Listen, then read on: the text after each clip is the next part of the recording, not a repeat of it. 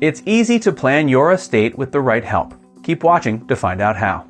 List your valuables. To begin planning your estate, make a detailed list of everything you own and its value. Start with big items, such as property. At this stage, you can also plan out who you would like to leave these larger items to. Then consider your rarer or more niche valuables. You may have inherited or purchased art, jewelry, or other collectible items. It's important to note this in your list, as it can be a point of contention when it comes to the reading of your will. If you're unsure how valuable a particular item is, you can always get an appraisal.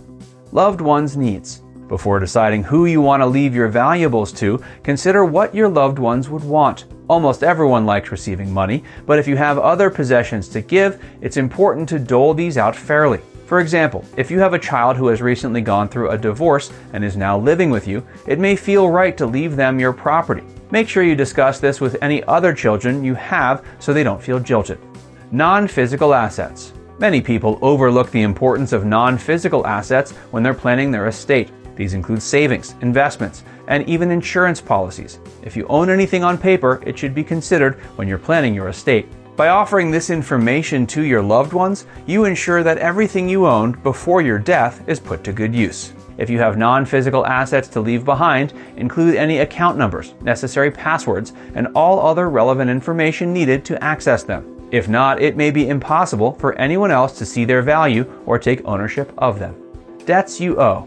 Unfortunately, your debts do still have to be paid following your death. These are generally collected from the estate you leave behind. Ideally, you'll be able to pay off any debts you have before your death. This will allow the entirety of your estate to go to your loved ones. However, if this is not possible, make sure you leave behind all the relevant information on your debts so they can be easily cleared.